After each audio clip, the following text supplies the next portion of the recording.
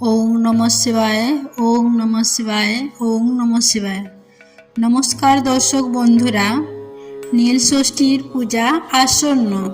অনেকে পরিবার ও সন্তানের মঙ্গল কামনায় এই নীলষষ্ঠীর পূজা বা ব্রত রেখে থাকেন। বন্ধুরা, নীলষষ্ঠীর পূজার একটি বিশেষ নিয়ম রয়েছে। সেই নিয়ম মেনেই এই নীলষষ্ঠীর ব্রত বা পূজা সম্পন্ন করতে হয়। বন্ধুরা, আজ এই ভিডিওর মাধ্যমে আপনাদের সামনে আমি আলোচনা করব এই বছর অর্থাৎ 2025 সাল 1431 বঙ্গাব্দে এই নীলষষ্ঠীর ব্রত বা পূজা কখন পড়েছে, পরিবার ও সন্তানের মঙ্গল কামনার উদ্দেশ্যে যদি আপনি এই ব্রত রাখতে চান তাহলে কিভাবে আপনি এই ব্রত রাখবেন এবং এই নীলষষ্ঠীর পূজার জন্য কোন কোন উপকরণগুলি অবশ্যই প্রয়োজন, এই সমস্ত কিছুই এই ভিডিওতে বিস্তারিত আলোচনা করব। তাই আপনি যদি নীলষষ্ঠীর ব্রত রাখতে চান বা ভগবান নীলের পূজা করতে চান তাহলে অবশ্যই এই ভিডিওটি সম্পূর্ণ মনোযোগ সহকারে দেখুন। আশা করছি দর্শক বন্ধুরা এই ভিডিওটি আপনাকে সমৃদ্ধ করবে। নমস্কার দর্শক বন্ধুরা, ধর্মকথার আরও একটি ভিডিওতে জানাই আপনাদের সুস্বাগতম। আশা করছি ঈশ্বরের কৃপায় আপনারা সকলে ভালো আছেন এবং সুস্থ রয়েছেন। বন্ধুরা, আজকে আমাদের আলোচনার বিষয় হলো নীলষষ্ঠীর পূজা। বন্ধুরা, প্রথমেই আপনাদের জানিয়ে রাখি এই নীলের পূজা আসলে ভগবান শিবের পূজা।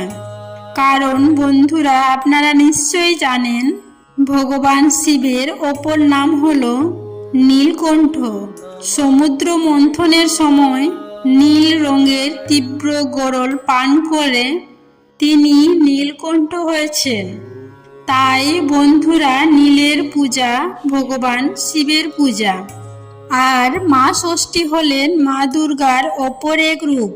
তিনি সন্তান অধিষ্ঠাত্রী, সন্তানদাত্রী এবং রক্ষাকর্ত্রী দেবী।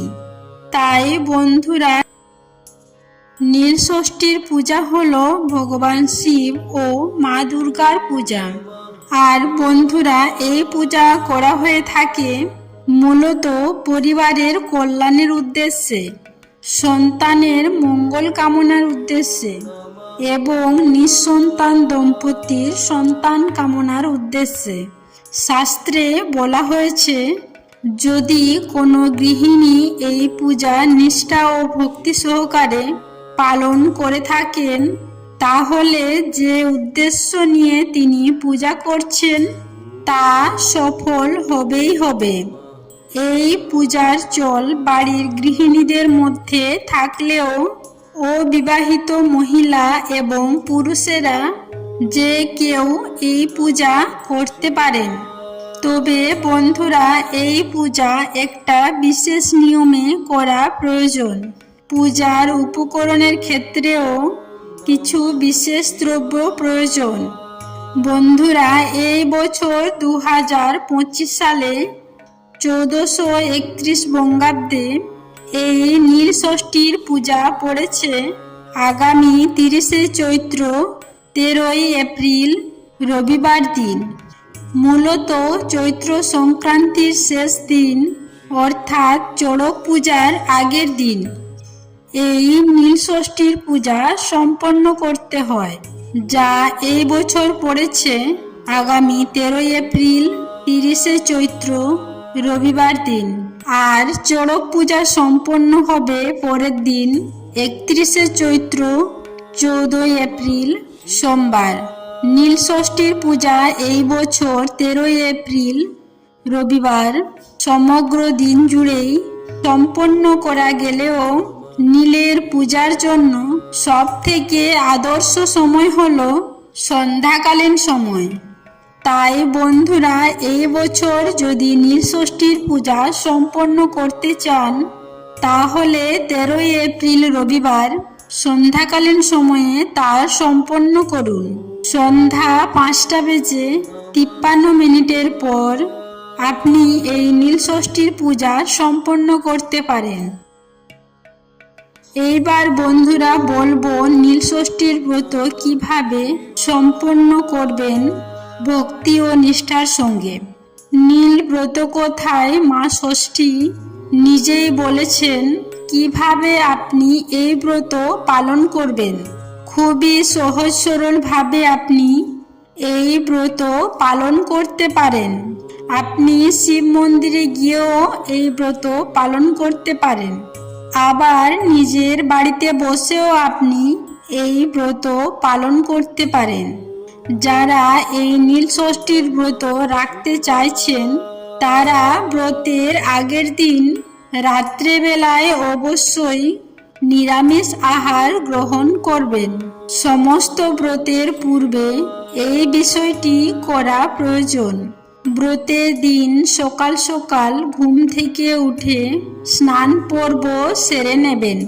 স্নান পর্ব সারার পর নীলষষ্ঠীর পূজার জন্য প্রয়োজনীয় উপকরণ সংগ্রহ করে নেবেন। বন্ধুরা, একটি বিষয় সর্বদাই মাথায় রাখবেন, ভগবান শিব তিনি অল্পতে সন্তুষ্ট হয়ে থাকেন, তাই তার নাম আশুতোষ। আপনার অন্তরের ভক্তি ও নিষ্ঠাই কিন্তু সব থেকেই বড় বিষয়। তাই বন্ধুরা, যাই আপনি ভগবান শিবকে অর্পণ করবেন তা কিন্তু নিষ্ঠা ও ভক্তি সহকারে অর্পণ করবেন। নীলষষ্ঠীর পূজায় যে উপকরণগুলি অবশ্যই প্রয়োজন তা হলো ফুল, ফল এবং বেলপাতা। ফুলের মধ্যে ভগবান শিবের পছন্দের যে কোনো একটি ফুলের মালা আপনি তাকে অর্পণ করতে পারেন। আর তা হলো আকন্দ ফুল বা কলকে ফুল বা ধুতরা ফুল অথবা চাঁপা ফুল। আবার নীলকণ্ঠ ফুলেরও মালা আপনি অর্পণ করতে পারেন। আর মা ষষ্ঠীর উদ্দেশ্যে পারলে একটি লাল ফুল সংগ্রহ করবেন। এর সঙ্গে সংগ্রহ করবেন 5 প্রকার ফল, যার মধ্যে বেল ও বোঁটাযুক্ত কাঁচা আম যদি থেকে থাকে তাহলে সব থেকে ভালো হয়।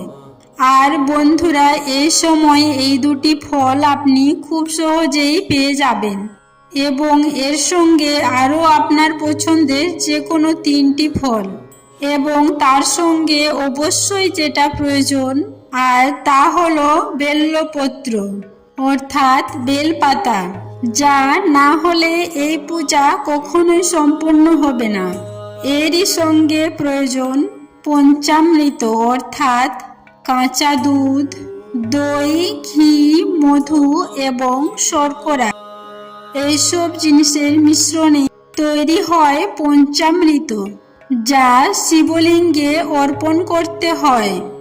এর পাশাপাশি গঙ্গা জল, অখণ্ড আতক চাল এবং শ্বেত চন্দন প্রয়োজন, এবং মা ষষ্ঠীর জন্য একটি সিঁদুরের পাতা এবং তার সঙ্গে ধূপ, দীপ এবং আপনার সাধ্য ও সামর্থ্য অনুযায়ী নৈবেদ্য। এই ব্রত যারা রাখতে চান তাদের কিন্তু সমগ্র দিনই উপবাস থাকতে হয়। মা ষষ্ঠী নিজেই বলেছেন, সমস্ত দিন উপোস করে সন্ধ্যার সময় নীলাবতীর পুজো করে নীলকণ্ঠ শিবের ঘরে বাতি জেলে দিয়ে মা ষষ্ঠীকে প্রণাম করে তবেই জল খাবেন। তাই আপনি যদি সমস্ত দিন উপোস থাকতে পারেন তাহলেই আপনি এই ব্রত পালন করুন।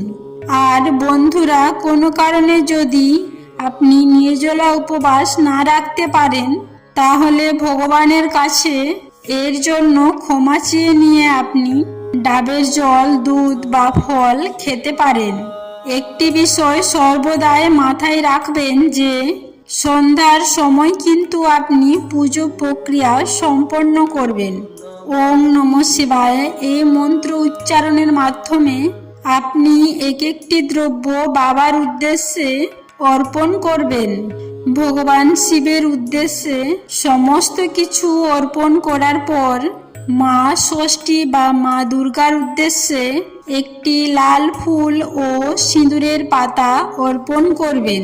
পূজা শেষ হয়ে যাওয়ার পর ভগবানের উদ্দেশ্যে যে উদ্দেশ্য নিয়ে আপনি পূজা করেছেন তা প্রার্থনা করবেন এবং প্রার্থনার পর চেষ্টা করবেন মহামৃত্যুঞ্জয় মন্ত্রটি 108 বার জপ করতে যদি অসুবিধা হয় তাহলে আপনি শ্রবণও করতে পারেন, তবে 108 বার কিন্তু ওম নমঃ শিবায় এই মন্ত্রটি অবশ্যই উচ্চারণ করবেন। আর হ্যাঁ বন্ধুরা, যে বিষয়টি সব থেকে বেশি গুরুত্বপূর্ণ তা হলো ভগবান শিবের সামনে অবশ্যই একটি গাওয়া ঘিয়ের প্রদীপ জ্বালিয়ে দেবেন। যদি একটি সন্তান থাকে তাহলে একটি প্রদীপ, আর যদি দুটি সন্তান থাকে তাহলে দুটি প্রদীপ, অর্থাৎ প্রত্যেক সন্তানের নাম স্মরণ করে তাদের নামে একটি করে প্রদীপ ভগবান শিবের উদ্দেশ্যে নিবেদন করবেন। বন্ধুরা, চেষ্টা করবেন মাটির প্রদীপ নিবেদন করতে।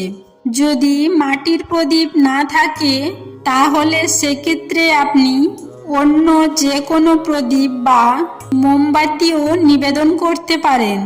মা ষষ্ঠী নিজেই বলেছেন, যদি কেউ ভক্তি ও নিষ্ঠা সহকারে এই ব্রত পালন করে থাকেন এবং ভগবান শিবের উদ্দেশ্যে সন্তানের নামে বাতি প্রজ্বলন করেন তাহলে সন্তানের কখনোই অমঙ্গল হয় না।